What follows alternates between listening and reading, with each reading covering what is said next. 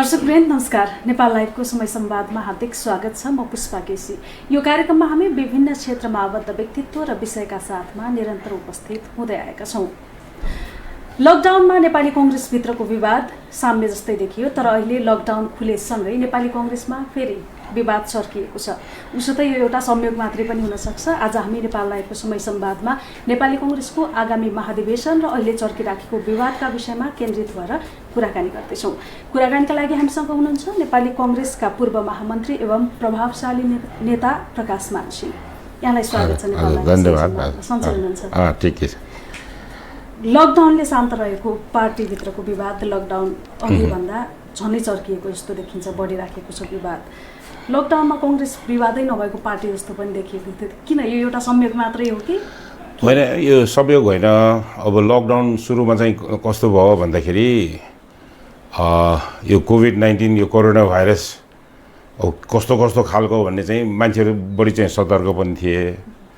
गभर्मेन्टले फेरि लकडाउन गर्न साथ लकडाउनमै गयो नि त। सुरुमा त पुरै के हुन्छ भने अनिश्चित थियो नि त। अब त्यही समयमा चाहिँ पार्टीको गतिविधि पनि थप्पै भयो त्यो टाइममा। अब अहिले आएर चाहिँ फेरि चाहिँ अब गतिविधि चाहिँ बढेको कारणले गर्दाखेरि यो पार्टी अब नेपाली कांग्रेस मा अलि चाहिँ चहल पहल चाहिँ बढेको जस्तो देखिएको छ। अब हुन त अब पोलिटिकल पार्टी हो र त्यसमा पनि अब विशेष गरेर यो 14औं महाधिवेशनको तिथिमिति तोकिसकेको कारणले गर्दाखेरि अब गतिविधि त स्वाभाविक रूपमा त बढ्ने नै भयो। किन भन्दाखेरि फागुन 7 देखि हाम्रो चाहिँ 14औं महाधिवेशन चाहिँ सुरु हुने भएको कारणले गर्दाखेरि त्योभन्दा अगाडि गर्नुपर्ने यो चाहिँ निर्वाचनको चाहिँ प्रक्रियाहरूदेखि लिएर सबै गर्नुपर्नेमा यो क्रियाशील सदस्यता नवीकरण गर्नेदेखि लिएर नयाँ दिनेदेखि लिएर अब चाहिँ प्रतिनिधिहरू इलेक्सनबाट चाहिँ ल्याउने बुथ लेभलदेखि ल्याउने जुन छ, यी सबै गर्नुको लागि त टाइम लाग्छ र गतिविधि त त्यसै पनि बढ्ने भयो। त्यो कारणले चाहिँ अलिकति यो कोभिड-19 को सुरुको दिनमा चाहिँ सुस्त देखिएको, सुस्त त थिएन त्यस बेला पनि, तर अहिले चाहिँ अब ओपनली चाहिँ जब चाहिँ हाम्रो चाहिँ कार्यतालिकाको चाहिँ त्यसलाई चाहिँ रिसेड्युलिङ गरेर चाहिँ आइसकेपछि गतिविधि चाहिँ बढिरहेको छ। महाधिवेशनको कार्यतालिका लकडाउन अघि नै सार्वजनिक भयो। विभाग गठन लकडाउन अघि नै गरिएको थियो। तत्कालीन समयमा आचार संहिता मिचिएको भनेर पनि यहाँले चाहिँ विरोध गर्दै आउनु भएको छ। पहिला चाहिँ आचार संहिता मिचिएन, अहिले चाहिँ कसरी मिच्यो? होइन, यो कस्तो भन्दाखेरि नि सबैले चाहिँ यो तपाईँले चाहिँ यो प्रश्न राख्दिनु भयो, त्यसको लागि चाहिँ धन्यवाद। यो क्लियरिटी हाम्रोमा चाहिँ के हुनु पर्यो भन्दाखेरि 13औं महाधिवेशन जुन विधानबाट चाहिँ नेपाली कांग्रेसको त्यसबेलाको चाहिँ विधानअनुसार 13औं महाधिवेशन सम्पन्न भयो र त्यही विधानले चाहिँ जसबाट चाहिँ पार्टी सभापति उहाँ चाहिँ इलेक्ट हुनुभयो। इलेक्ट भइसकेपछि त्यही विधानले चाहिँ फेरि चाहिँ पार्टी सभापतिको काम कर्तव्य र अधिकार पनि विधानले नै तोकिदिएको छ र चाहिँ त्यो विधानले के भनेको छ त भन्दाखेरि 13औं महाधिवेशन सकिएको 2 महिनाभित्र यी विभागहरूदेखि लिएर पार्टीका विभिन्न निकायहरू सबै फुलफिल भएको चाहिँ हुनुपर्छ भनेर चाहिँ भनेको। अब 2 महिनामा भित्र चाहिँ गर्नुपर्ने काम अहिले त अवस्था कस्तो छ भन्दाखेरि तपाईँले चाहिँ सोच्नुभयो किन तपाईँहरूले चाहिँ यो गरिरहेको, यो विरोध गरे जस्तो के हो यो भनेर चाहिँ जुन चासो राख्नुभयो नि, यो कुनै व्यक्तिगत यो चाहिँ इन्ट्रेस्टबाट पनि गरेको होइन। एउटा चाहिँ डेमोक्रेटिक पार्टी हो। डेमोक्रेटिक पार्टीको महाधिवेशनको तिथिमिति तोकिसकेपछि यो आचार संहिता त निर्वाचनको त लागू भइसक्यो नि त। र त्यति मात्रै नभइकन एउटा कुरा तपाईँ हामी सबैले बुझ्नुपर्ने कुरा के हो भन्दाखेरि 13औं महाधिवेशन को चाहिँ जुन रिजल्ट आयो र नेतृत्वहरू चाहिँ जुन परिवर्तन भयो, सबैको चाहिँ कार्यकाल त 4 वर्षको हो नि त। टेनियर चाहिँ अवधि चाहिँ 4 वर्षको लागि हो। 4 वर्षको त टेनियर सकिसक्यो। 4 वर्ष सकेर फेरि चाहिँ पार्टीको त्यसमा चाहिँ एउटा चाहिँ प्रावधान के छ भन्दाखेरि यदि त्यस्तै सङ्कट परेको बेलामा, क्राइसिस परेको बेलामा 4 वर्षमा महाधिवेशन हुन नसकेको खण्डमा 1 वर्षभित्र चाहिँ अरू थपेर 1 वर्ष थपेर अनि त्यसभित्र चाहिँ गर्नुपर्छ भन्ने चाहिँ क्लजमा टेकेर अब 4 वर्षमा गर्नुपर्ने काम केही नगर्ने। अनि चाहिँ के छ भन्दाखेरि अब 4 वर्ष पुग्न साथै महाधिवेशन हुनुपर्नेमा महाधिवेशनको कामै केही भएको छैन। अब क्राइसिस त त्यसै पनि भन्यो, अब त्यसलाई इन्टरप्रेट गरेर 1 वर्ष थप्नुभयो। अब 1 वर्ष थपेर पनि अब फाउन चाहिँ नजिक आइसक्यो। यो कस्तो भन्दा डेमोक्रेटिक पार्टीभित्र जसले चाहिँ नेतृत्व गर्छ, नेतृत्व नै सबभन्दा पहिला त आफ्नो चाहिँ डिसिप्लिनमा चाहिँ बस्न सक्नु पऱ्यो नि त। विधिअनुसार चाहिँ आफैले चाहिँ नेतृत्व दिन सक्नु क्षमता हुनु पऱ्यो नि। विधानले चाहिँ एउटा कुरा भनेको छ, तर पार्टी सभापतिले विधानलाई एकातिर लत्याएर चाहिँ आफू मनमानी गर्न खोज्नु, यो चाहिँ डेमोक्रेटिक पार्टीभित्रको डेमोक्रेटिक एउटा चाहिँ आचरण पनि भने यो अनडेमोक्रेटिक यो चाहिँ गतिविधि भयो। हाम्रो चाहिँ भनाइ के हो भन्दाखेरि अब फेरि यहाँ चाहिँ इन्टरप्रिटेसन कस्तो गरिरहेछ भन्दाखेरि भागभन्दा नमिलेको हुनाले गरेको हो भनेर भन्छ। भागभन्दाको सवालै छैन। यो त के भन्दा अहिलेको शेरबहादुरजी त काम चलाऊ पार्टी सभापति हो। अब त जसरी गभर्मेन्ट चाहिँ काम चलाऊ भइसकेपछि निर्वाचन घोषणा गरिसकेपछि मेजर डिसिसन चाहिँ लिन पाउँदैन, जसले त्यो भोटर्सहरूलाई चाहिँ डाइरेक्टली प्रभाव गर्ने खालको त्यसो चाहिँ नयाँ कार्यक्रमहरू प्रोग्रामहरू दिन पाइँदैन भनेको त यो त संसारभरिको एउटा चाहिँ प्र्याक्टिस हो नि त। अब त्यही प्र्याक्टिस चाहिँ पार्टीभित्र पनि त लागू हुनु पर्यो भन्ने हाम्रो भनाइ। सभापतिज्यूले अगाडि नै यो विभागहरू गठन गर्न चाहेको, तर होइन चाहेको भनेर त भने नि, गरेको कहिले त होइन, गरेको कहिले भयो। चाहेको त अब मैले भने नि पार्टीको विधानले त 2 महिनाभित्रै गर्नुपर्छ भनेर भनेको छ नि त। उहाँले 2 महिनाभित्र किन गर्न सक्नु भएन? अब त्यो त क्वेसन त लिडरसिपको चाहिँ क्वालिटीमा उहाँको चाहिँ क्षमतामा त क्वेसन मार्क त भयो नि त। तर उहाँ चाहिँ अब चाहिँ भनौँ न काम चलाऊ पार्टी सभापति भइसकेपछि यो त कस्तो भन्दाखेरि नि पुष्पाजी, यो जाँचमा चाहिँ जाँच दिइरहेछ, अनि चाहिँ यो चाहिँ के छ भन्दा गार्ड आएर चाहिँ के गरिरहेको यो किताबबाट सार्न पाइन्छ भने म अध्ययन गरिरहेको छु भनेर चाहिँ जाँचको टाइममा गर्न पाइन्छ? जाँचको हल जानु अगाडि त प्रिपरेसन त पहिल्यै हुनु पऱ्यो नि। अब यहाँ चाहिँ कस्तो भइरहेको छ त भन्दाखेरि पहिल्यै गर्नुपर्ने कुरा चाहिँ पछि आएर चाहिँ गर्दाखेरि यो त ठिक भएन नि। यो अनडेमोक्रेटिक भयो के कुरा के हो भन्दाखेरि हाम्रो यो भागभन्दा भिगभन्दाको होइन। नेपाली कङ्ग्रेसको यो दुरवस्था किन भयो भन्दाखेरि यी पार्टीलाई चाहिँ सही अर्थमा चाहिँ संस्थागत गर्न नसकेको कारणले गर्दाखेरि, विधि र नियमअनुसार चाहिँ पार्टीलाई चाहिँ परिचालन गर्नुपर्नेमा गर्न नसकेको कारणले गर्दाखेरि पार्टीको यो चाहिँ दुरवस्था भएको छ। त्यो कारण करेक्सन कसले गर्ने? काङ्ग्रेसभित्र त काङ्ग्रेसले नै गर्नु पऱ्यो नि त। काङ्ग्रेसभित्रको चाहिँ व्यतिथिलाई त्यसलाई चाहिँ ठिक ठाउँमा चाहिँ लग्नुको लागि कसले काम गर्ने भन्दा पार्टीकै वर्कर्स र लिडर्सहरूले गर्ने हो नि त। हामीले भन्नु खोजेको के हो भन्दाखेरि डेमोक्रेटिक पार्टी यो चाहिँ अब भनौँ न नेपालको अब चाहिँ यो डेमोक्रेटिक मुभमेन्टबाट नेपाली कङ्ग्रेसभन्दा साथै डेमोक्रेसीको चाहिँ सबैले चाहिँ त्यो चाहिँ पर्यायवाची जस्तो हुन आउँछ। अब डेमोक्रेसीको लागि चाहिँ फाइट गरेको पार्टी डेमोक्रेटिक पार्टी भनेर भन्ने, अनि न्यूनतम रूपमा चाहिँ विधानले भनेको डेमोक्रेटिक एक्सर्साइज पनि त हुनु पऱ्यो नि त। र चाहिँ विधानले चाहिँ नदिएको काम म पार्टी सभापति म गर्न पाइन्छ भनेर मिलेन नि। सभापतिज्यूले निर्णय गर्दा पनि त फेरि जुन तपाईँहरू असन्तुष्ट पक्ष हुनुहुन्छ फेरि सहमतिमै गएको पनि देखिन्छ कतिपय कुराहरू। केमा गएको छ र? जस्तो नेभी सङ्घको त हेर्नुहोस् है, नेभी सङ्घको कुरा के हो भन्दाखेरि पार्टी सभापतिज्यूले यो चाहिँ पार्टीको विधान अनुसार भातृ सङ्गठनहरूलाई समयमा चाहिँ जुन महाधिवेशनमा लग्नुपर्ने उहाँले त लग्न सक्नु भएन।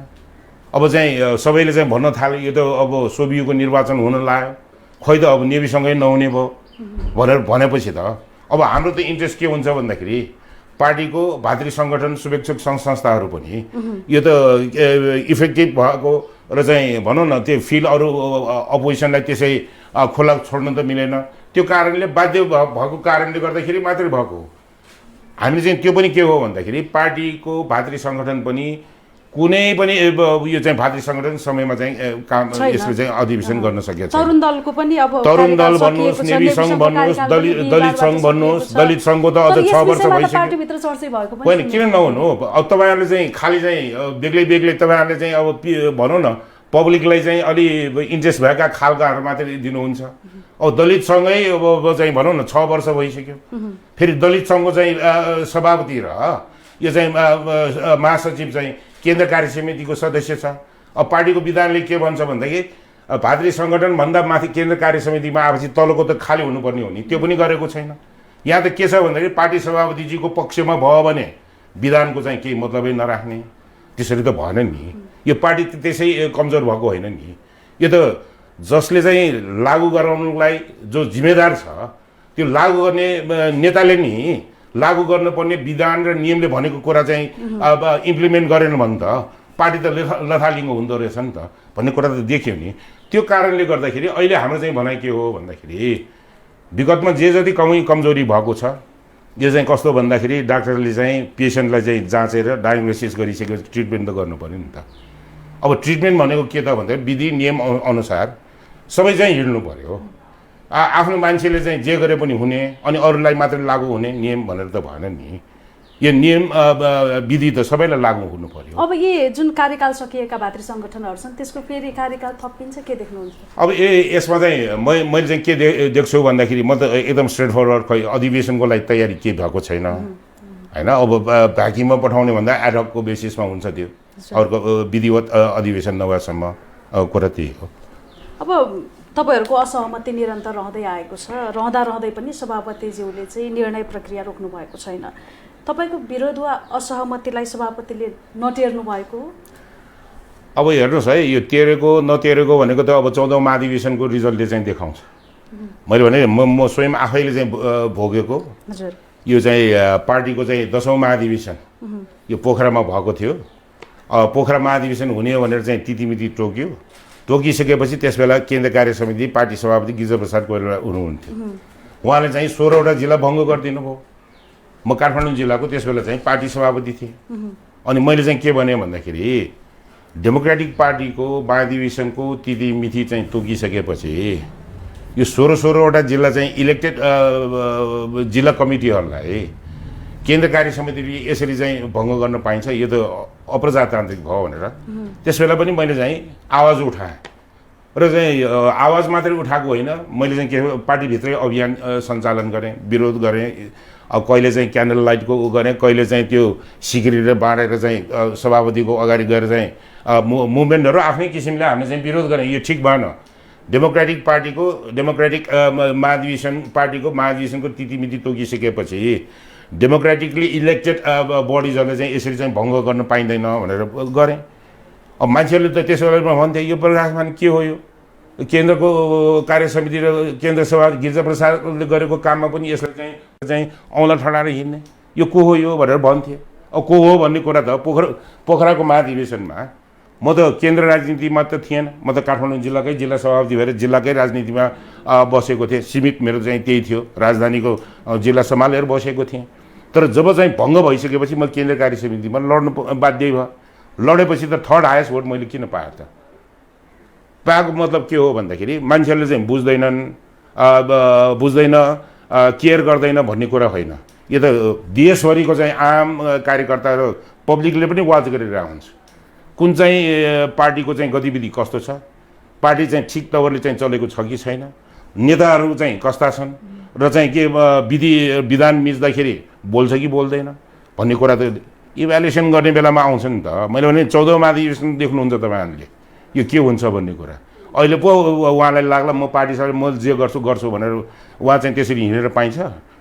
यो त के छ भन्दाखेरि अब 14औं महाधिवेशनमा उहाँले चाहिँ जतिसुकै धाँधली गरे पनि उहाँलाई चाहिँ के हो भन्दाखेरि उहाँको चाहिँ पपुल्यारिटी अब पब्लिकमा गयो भने तपाईँहरूले नि थाहा होला, आम कार्यकर्ताहरूले पनि अहिले चाहिँ लिडरसिपको चाहिँ अब चाहिँ चेन्ज चाहिँ हुनुपर्छ भने चाहिँ देशभरिका चाहिँ वर्कर्सहरूको चाहिँ चाहना त्यही छ। त्यही अनुसार चाहिँ यसपटक चाहिँ रिजल्ट पनि त्यही आउँछ। किन भन्दाखेरि सबैले बुझेको छ यो लिडरसिप विक भएपछि के हुँदो रहेछ भने यस्तो लथालिङ्ग हुन्छ। अब डेमोक्रेटिकली इलेक्टेड पार्टी प्रेसिडेन्ट हो, फेरि प्रेसिडेन्ट पनि कस्तो भन्दाखेरि डेमोक्रेसीको लागि चाहिँ स्ट्रगल गरेकै व्यक्तित्व हो, 4 पटक प्रधानमन्त्री भइसकेको छ। तर भएर के गर्ने, पार्टी सभापति भएर त उहाँ त असफल हुनुभयो नि त। उहाँले त पार्टीलाई त नेतृत्व उहाँले चाहिँ दिन सक्नु भएन नि। अब चाहिँ असफल भइसकेको नेतृत्वलाई फेरि रिपिट गराउनु भनेको त यो त आफ्नो खुट्टामा आफैले बन्जोर हिर्काउने हो। र फेरि पनि अहिले चाहिँ नेपालको चाहिँ राष्ट्रिय राजनीति कस्तो छ त भन्दाखेरि अब नेपाली कङ्ग्रेस त के हो भन्दाखेरि यो पार्लियामेन्ट्री डेमोक्रेसीको लागि चाहिँ फाइट गरेको पार्टी हो नि त। अहिले चाहिँ यो नेकपा सत्तामा गइसकेपछि अहिलेको चाहिँ राजनीतिक गतिविधि के भइरहेको छ भने त सबैले देखेको छ नि त। त्यो कारणले गर्दाखेरि डेमोक्रेसी नै अहिले चाहिँ अलि कस्तो भन्दाखेरि क्राइसिसमा छ कि भन्ने चाहिँ भान चाहिँ सबैलाई चाहिँ भइरहेछ। किनभने नेकपाको चाहिँ गतिविधि पार्टीभित्र र चलखेल जुन रूपमा भइरहेको छ र चाहिँ पार्लियामेन्टमा ल्याएका चाहिँ विधेयकहरू जुन संविधानको चाहिँ भावना र मर्म विपरीत हुने गरिकन सबै कुरालाई चाहिँ कन्ट्रोल गर्ने खोजेको जस्तो त्यस्तो चाहिँ विधेयकहरू एकपछि अर्को ल्याएको कारणले गर्दाखेरि जनतामा चाहिँ आशंका चाहिँ छ डेमोक्रेसी फेरि के हुने हो यो भनेर। यस्तो समयमा डेमोक्रेसीको पर्यायवाची नेपाली कङ्ग्रेस पार्टी त ठिक ठाउँमा त हुनु पर्यो नि त, स्ट्रङ व्यवस्थित हुनु पर्यो। पार्टीले चाहिँ भनेको कुरालाई चाहिँ आम पब्लिकलाई चाहिँ भनौँ न आफ्नो चाहिँ कुराहरू चाहिँ प्रष्टसँग राख्न सक्ने र चाहिँ गतिविधिबाट चाहिँ पिपुललाई चाहिँ हृदय र मन जित्न सक्ने त्यो खालको पार्टी बनाउनुको लागि त यो लर्खर तवरले चाहिँ नेतृत्व दिन नसक्नेहरूलाई चाहिँ दिएर चाहिँ हुँदैन भन्ने चाहिँ धेरैको छ। त्यो कारणले गर्दाखेरि 14औं महाधिवेशन त सबैले के हेरिरहेछ भन्दाखेरि डेमोक्रेसीलाई चाहिँ सेक्योर गर्नको लागि यो संविधान सभाबाट जारी गरेको संविधानलाई चाहिँ सुरक्षित राख्नलाई यो चाहिँ संस्थागत रूपमा चाहिँ अगाडि बढाउनुको लागि नेपाली कङ्ग्रेसको यो 14औं महाधिवेशन सबैको ध्यान चाहिँ यसमा चाहिँ केन्द्रित भइरहेछ। किन भन्दाखेरि इफेक्टिभ लिडरसिपको हातमा गयो भने चाहिँ पार्टी पनि राम्रो गर्छ, डेमोक्रेसी पनि जोगिन्छ, देशको चाहिँ विकास निर्माण पनि हुन्छ। अहिलेको पार्टीको विषयमा जति पनि असन्तुष्टि छ, पार्टीलाई बिगार्नु सभापतिज्यूले बिग्रियो भन्ने जुन चिन्ता छ, यहाँ पनि उहाँले नेतृत्व दिन सक्नु भएन। यहाँ पनि कङ्ग्रेस केन्द्रीय कार्य समितिमै हुनुहुन्छ, तर कार्यकर्ताले त यहाँहरूलाई पनि त उला उठाउँछ नि त फेरि। होइन एकदम उठाउँछ। तपाईँले प्रश्न ठ्याक्कै तपाईँले चाहिँ सोधिहाल्नुभयो है। तर कुरा के हो भन्दाखेरि यो चाहिँ भनौँ न 13औं महाधिवेशनमा त हामीले त शेरबहादुरजीलाई त ब्याकिङ गरेको होइन नि त होइन, तर उहाँ चाहिँ इलेक्टेड हुनुभयो। इलेक्टेड भइसकेपछि अब डेमोक्रेटिक एक्सर्साइजमा भाग लिएपछि रिजल्टलाई त मान्नै पर्छ, हामीले मान्यौँ। र चाहिँ वर्किङ कमिटीमै हुँदाखेरि मैले नि उठेर मैले बोलेको छु, मलाई सम्झना छ। मैले भने डेमोक्रेटिक पार्टी हो, हामी एक्सर्साइजमा गयौँ, महाधिवेशन सम्पन्न भयो, तपाईँ जित्नुभयो। अब तपाईँ चाहिँ नेपाली कङ्ग्रेसको पार्टी सभापति भएर चाहिँ तपाईँले चाहिँ देखाउन सक्नु पर्यो। तपाईँले चाहिँ खालि चाहिँ आफूलाई मात्रै मान्ने, आफूले भनेको कुरा मात्रै मान्ने खालका वर्कर्सहरूको मात्रै तपाईँ सभापति होइन। तपाईँ चाहिँ अब डेमोक्रेटिकली इलेक्टेड पार्टी सभापति, नेपाली कङ्ग्रेस समग्र नेपाली कङ्ग्रेसको नेताको रूपमा चाहिँ पार्टी प्रेसिडेन्टको रूपमा चाहिँ तपाईँ चाहिँ अगाडि बढ्नुपर्छ। त्यसमा हाम्रो साथ हुन्छ भनेर त भनेकै हो नि त। हामीले त के हो भन्दाखेरि मैले भने नि फेरि चाहिँ हामीहरूले यो नचाहिँदो किसिमले अब अनावश्यक रूपमा त्यसै इस्यु नभएको कुराले इस्यु बनाएर कुरा त गरेको छैन नि त। पार्टी व्यथितिमा छ, पार्टीलाई चाहिँ ठिक ठाउँमा लग्नु पर्यो भन्ने कुरा त भनौँ न 13औं महाधिवेशनबाट पनि हामीलाई केन्द्र सदस्य किन निर्वाचित गर्यो भन्दाखेरि पार्टी व्यथितिमा गएको खण्डमा आवाज उठाउँछ, करेक्सन गर्छ भनेर नहो नि। त्यो जिम्मेदारीमा त हामीले त पुरा गरिरहेछौँ नि त। पटक पटक हामीले चाहिँ रिपिटेडली भनिरहेछौँ पार्टी सभापति चाहिँ विधिअनुसार चाहिँ चल्नु पर्यो, नियमअनुसार चल्नु पर्यो। यो डेमोक्रेटिक पार्टी चाहिँ त्यसै डेमोक्रेटिक हुँदैन, यो एक्सर्साइज पनि डेमोक्रेटिक हुनु पर्यो, न्यूनतम रूपमा हुनुपर्ने काम सबै गर्नु पर्यो भनेर त भनिरहेको छु नि त। गुटको राजनीति गर्ने पार्टीभित्र चाहिँ फेरि गुटकै नेता त हो नि फेरि जित्ने त, अनि उसले चाहिँ कसरी सिङ्गो पार्टी त्यसको लागि त कङ्ग्रेसकै राजनीति गर्नु पर्यो। होइन मेन कुरा के हो भन्दाखेरि अहिले चाहिँ डिफेक्ट के भइरहेछ भन्दाखेरि सबैले भन्छ यो ए काङ्ग्रेस, बी काङ्ग्रेस, सी काङ्ग्रेस, नेपाली कङ्ग्रेस कता भनेर भन्छ होइन। अब चाहिँ सबैले चाहिँ महसुस त गर्न थाल्यो नि त, यो चाहिँ ए काङ्ग्रेस, बी काङ्ग्रेस, सी काङ्ग्रेस भएर भएन। नेपाली कङ्ग्रेसलाई केन्द्रबिन्दुमा चाहिँ अब चाहिँ जसले चाहिँ नेतृत्व दिन्छ त्यसलाई चाहिँ दिनु पर्यो भन्ने त आइरहेको छ नि त। यो ग्रुपिजमको कारणले गर्दाखेरि ग्रुप पोलिटिक्सले समग्र रूपमा नेपाली कङ्ग्रेसलाई चाहिँ क्याजुअलिटी गरेको छ। नेपाली कङ्ग्रेसको आफ्नो फुल पर्फर्मेन्स चाहिँ देखाउन सकिरहेको छैन। यो तेरो मेरो किन भयो त भन्दाखेरि न्यूनतम रूपमा चाहिँ एक्सर्साइज गर्नुपर्ने, यो कमिटीहरूको बैठक राख्नुपर्ने, विभागहरू टाइमली बनाएर चाहिँ गर्नुपर्ने, यी सब लथालिङ्ग भएको कारणले गर्दाखेरि डेमोक्रेटिक पार्टीभित्र अब डेमोक्रेटिक एक्सर्साइज न्यूनतम रूपमै हुँदैन भने अनि चाहिँ तेरो मेरो नभए अरू के हुन्छ। यो तेरो मेरो यो चाहिँ भनौँ न अन्याय भयो भन्ने चाहिँ आवाजलाई चाहिँ अब चाहिँ सबैलाई चाहिँ सम्बोधन गर्नुको लागि एउटै मात्रै सूत्र छ। त्यो सूत्र के हो भन्दाखेरि आउँदो दिनमा यो चाहिँ 14औं महाधिवेशनबाट आउने नेतृत्वमा आउनेहरूले चाहिँ नेपाली कङ्ग्रेस पार्टीलाई चाहिँ सही अर्थमा चाहिँ संस्थागत गरेर चाहिँ अगाडि बढायो भने यो चाहिँ पार्टी किन भन्दाखेरि नेपाली कङ्ग्रेसको आइडियोलोजी सिद्धान्त आदर्श राम्रो, सिद्धान्त र आदर्श राम्रो मात्र होइन, त्यसको लागि प्रतिकूल अवस्था हुँदाखेरि त्यो त्यसलाई चाहिँ इस्टाब्लिस गर्नको लागि स्ट्रगल गरेको हिस्ट्री छ। र चाहिँ त्यति मात्रै नभइकन धेरै पुरानो कुरा नगरौँ, संविधान सभा प्रथम संविधान सभामा कम्युनिस्टहरूलाई चाहिँ म्यान्डेट दियो, कम्युनिस्टहरूले चाहिँ खालि चाहिँ लिडरसिप चेन्ज गरे, सरकार चेन्ज गरे, 4 पटक चेन्ज भयो, तर संविधान सभाबाट संविधान त जारी गर्न सकेन। आखिर दोस्रो संविधान सभापछि काङ्ग्रेस लार्जेस्ट पार्टीको हैसियतले प्रथम संविधान सभामा कम्युनिस्टहरूले चाहिँ जारी गर्न नसकेको अत्यन्तै पेचिलो गाह्रो काम नेपाली काङ्ग्रेसको नेतृत्वमा त सबैलाई समन्वय गरेर त संविधान त जारी गर्यो नि, पर्फर्म पनि गरेको छ। यो चाहिँ खालि चाहिँ स्ट्रगलको मात्र होइन, आदर्श मात्र होइन, इन प्र्याक्टिस स्ट्रगल पनि राम्रो, सेक्रिफाइस पनि राम्रो, र चाहिँ समयको माग बमोजिम पार्टीले चाहिँ चलाउनु पनि सक्ने, नेतृत्व दिन सक्ने नेपाली काङ्ग्रेस पार्टी हो नि त। तर अहिले आएर चाहिँ के भयो भन्दाखेरि यो चाहिँ सबै कुरा ठिक हुँदाखेरि पनि नेतृत्व ठिक नभएपछि पार्टी कुन दुरवस्थामा जान्छ भन्ने कुरा त्यो त आम कार्यकर्ता र पिपलले त बुझिरहेको छ नि। यो डिफेक्ट केमा भयो? पर्फर्म त गरेकै हो नि त। कम्युनिस्टले चाहिँ जारी गर्न नसकेको संविधान चाहिँ काङ्ग्रेसको नेतृत्वमा जारी गरेर देखाउने, अनि त्यो जारी गरिसकेपछि त्यसलाई चाहिँ संस्थागत गर्नुको लागि चुनावमा जाँदाखेरि काङ्ग्रेसलाई चाहिँ किन चाहिँ मतदाताहरूले मत दिएन त? सेटिस्फ्याक्ट्री मत किन नदिएको भन्दाखेरि लिडरसिपमा चाहिँ विश्वासै भएन। लिडरसिप भनेको त फेस हो नि त पार्टीको चाहिँ केन्द्रीय सभापति भनेको त नेपाली काङ्ग्रेसको अनुहार हो। अनुहार चाहिँ ठिक हुनु पऱ्यो, क्लिन हुनु पऱ्यो, सबै हुनु पऱ्यो नि त।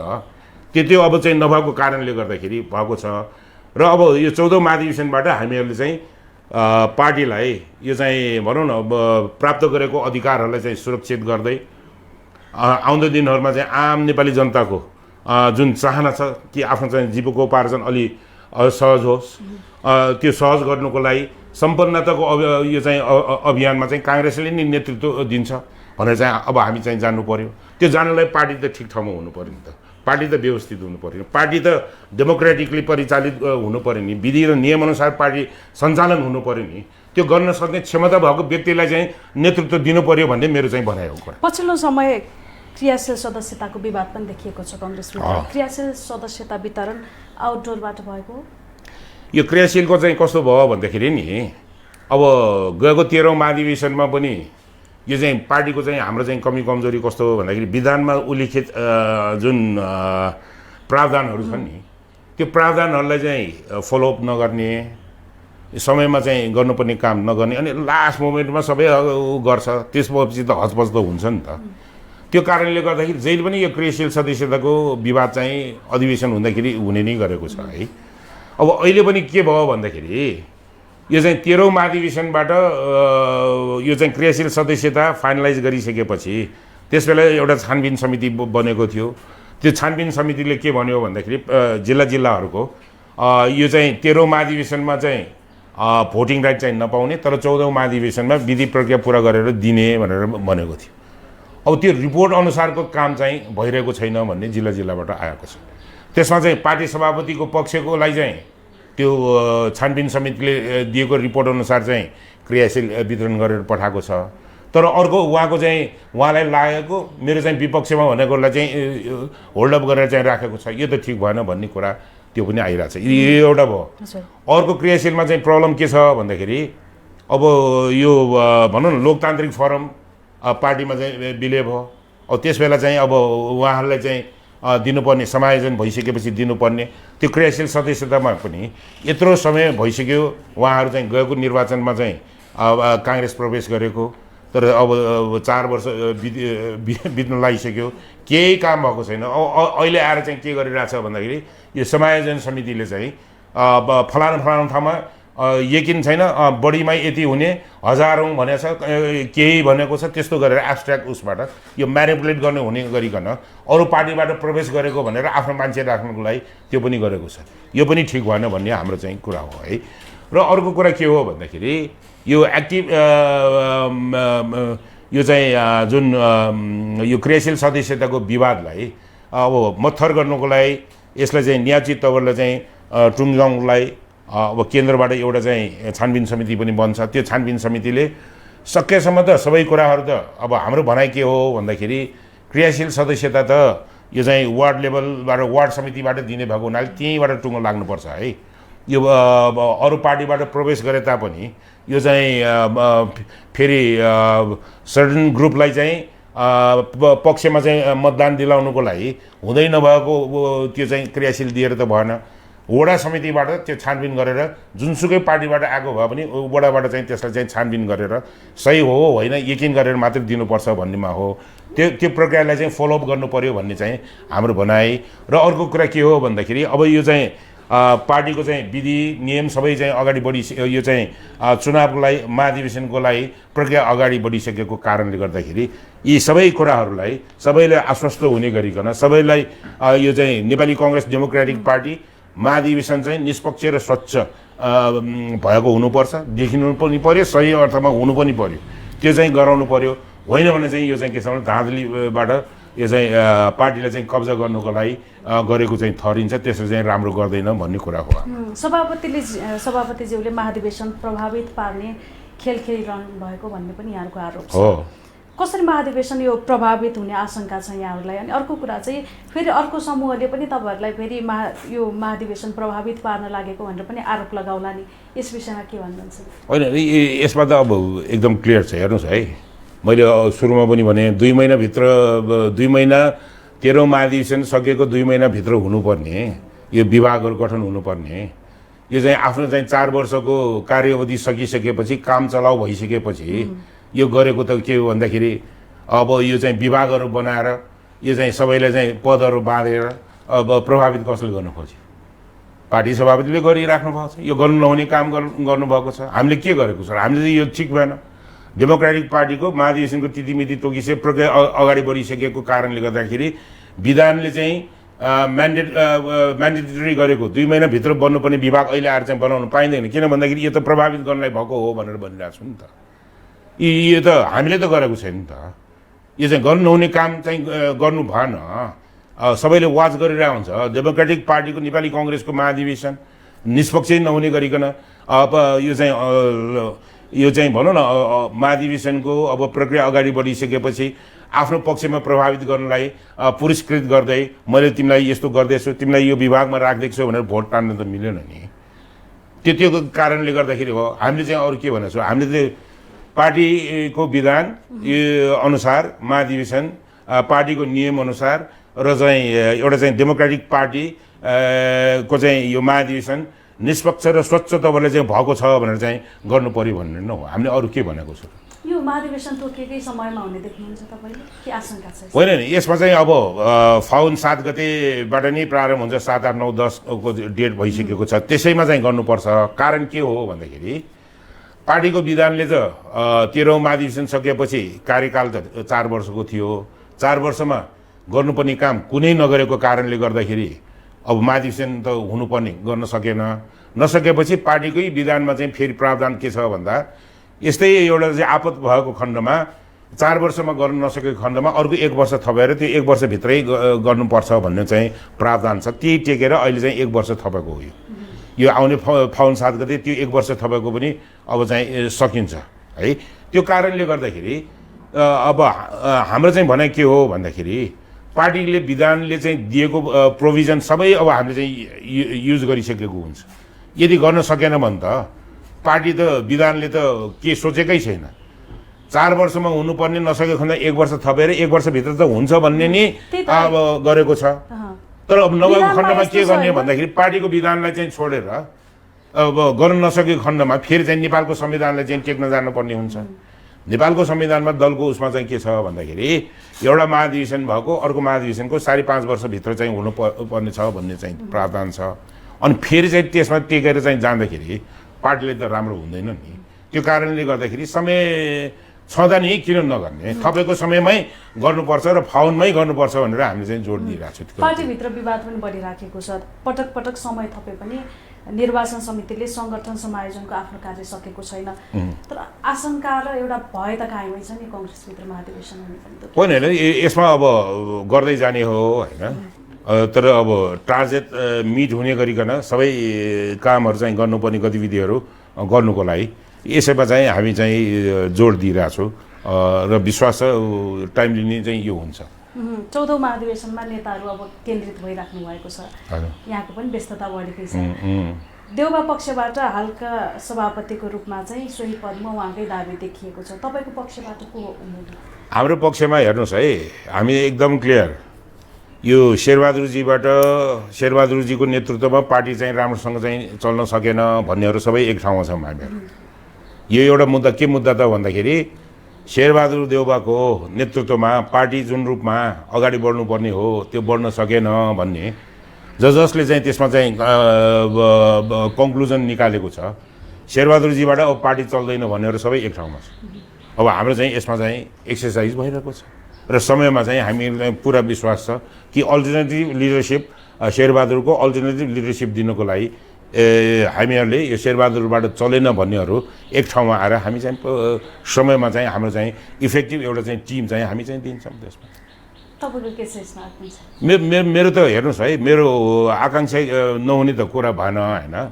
मेरो त कस्तो भन्दाखेरि अब अरूहरूको पनि तपाईँहरूले चाहिँ बाहिर हेर्नुहोस् है, पोलिटिकल हेर्नुहोस्, मेरो त एकदम नेचुरल जस्तो भइसक्यो भनेर सबैले भन्छ। किन भन्दाखेरि म त अब ग्रासरुट लेभलदेखि नै अब प्रतिबन्धित अवस्थामा नेपाल विद्यार्थी सङ्घको काठमाडौँ जिल्लाको सभापतिको पनि भएँ म। त्यसपछि आएर चाहिँ यो सत्याग्रहमा पनि जेल गएँ होइन। सत्याग्रह पछि यो चाहिँ 46को जनआन्दोलनको तयारीमा पनि एक्सन कमिटीमा पनि बसेको र जिल्ला सभापति भएको र चाहिँ म चाहिँ पटक पटक जिल्ला सभापति भएको भङ्ग भइसकेपछि मात्रै म केन्द्र राजनीतिमा गएको र फेरि मेरो चाहिँ गतिविधि कस्तो भन्दाखेरि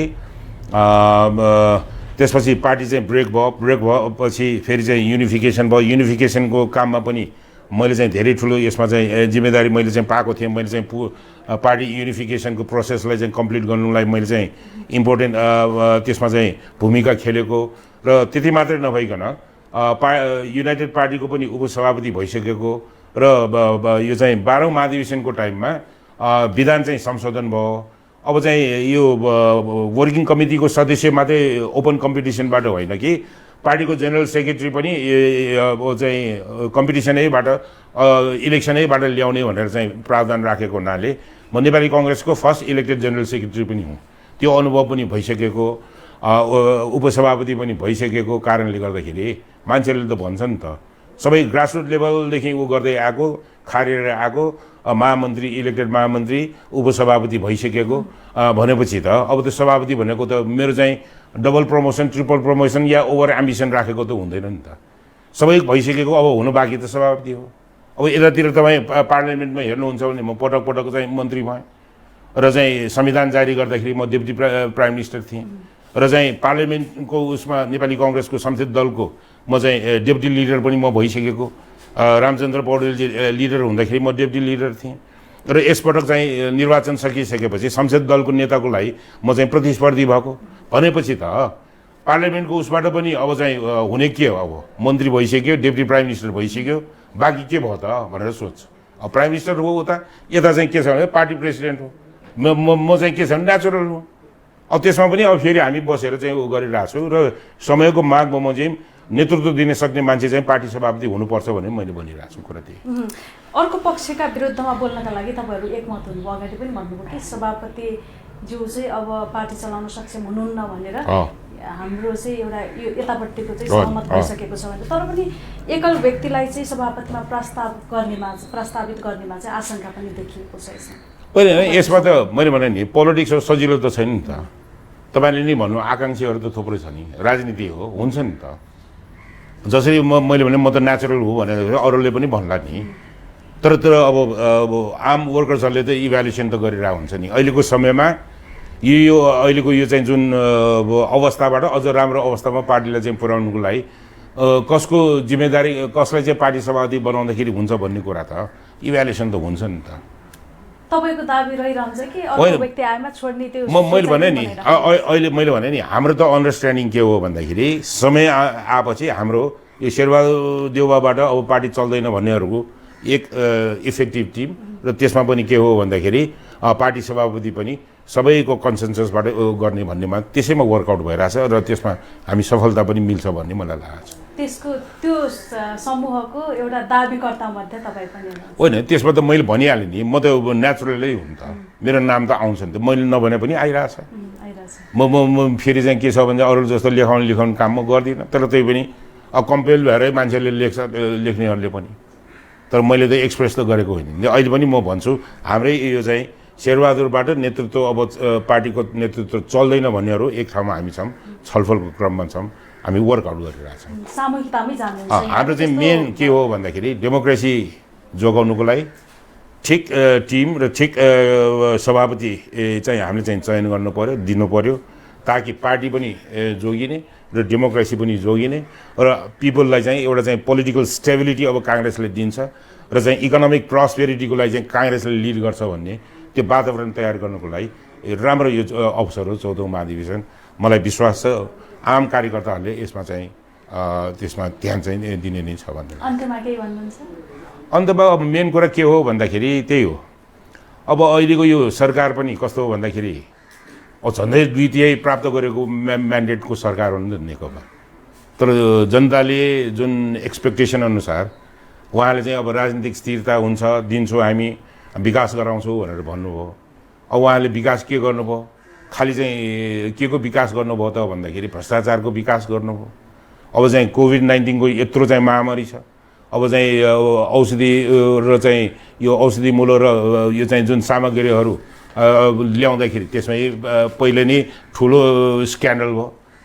स्क्यान्डल पछि स्क्यान्डल, अरू स्क्यान्डल बाहेक अरू केही गरेकै छैन यो सरकारले। र चाहिँ जुन कोरोनाको चाहिँ अब भनौँ न, अब अहिले रिपोर्ट्सहरू आइरहेको छ, अब वर्ल्डमै के भनिरहेछ भन्दाखेरि यो झन् बढ्दै जानेछ र त्यसमा पनि नेपालमा अब झन् बढ्छ, बढिरहेछ भन्छ, तर टेस्टिङ चाहिँ कम गरिरहेछ। अब यो सरकारले त न्यूनतम रूपमा अलिक सिरियसली आम नेपालीहरूलाई त आश्वस्त त तुल्याउनु पऱ्यो नि, त्यो तुल्याउनु उहाँहरूले चाहिँ सकिराख्नु भएको छ। उहाँहरूको गतिविधि केमा छ? पार्टीकै त्यही कुर्सीको हानथापमै उहाँहरू हुनुहुन्छ। पिपलले चाहिँ दुःख भोगिरहेको मतलब छैन, म्यानेजमेन्ट केही छैन, यत्रो रेनफल भयो, ल्यान्डस्लाइड भयो, केही यो सरकारले इफेक्टिभ तवरले केही गर्न सकेको छ? ध्यानै केही छैन। ध्यान के छ भन्दाखेरि अब पार्टीमा जसरी भए पनि कब्जा गरेर बस्ने बाहेक अरू के भइरहेको छ र? यसले त पिपलको एक्सपेक्टेसन त मिट गरेको छैन नि। यो सरकार चाहिँ नेपाली कङ्ग्रेसले त वर्किङ कमिटीबाट हामीले भनिसक्यौँ, यो ओली सरकार, यसको चाहिँ राजनीतिक र वैधानिक तवरले यसको चाहिँ औचित्य समाप्त भइसक्यो भनेर त हामीले भनिसक्यौँ नि त। यो गभर्मेन्टको चाहिँ त्यस्तो छ। हुन्छ, समय र विचारको लागि धेरै धन्यवाद। दर्शकवृन्द, नेपाल लाइभको समय संवादमा आज हामीसँग नेपाली कङ्ग्रेसका पूर्व महामन्त्री एवं प्रभावशाली नेता प्रकाशमान सिंह हुनुहुन्थ्यो। आजलाई नेपाल लाइभको समय संवाद यति नै। अर्को विषय र व्यक्तित्वका साथमा हामी उपस्थित हुने नै छौँ। नमस्कार।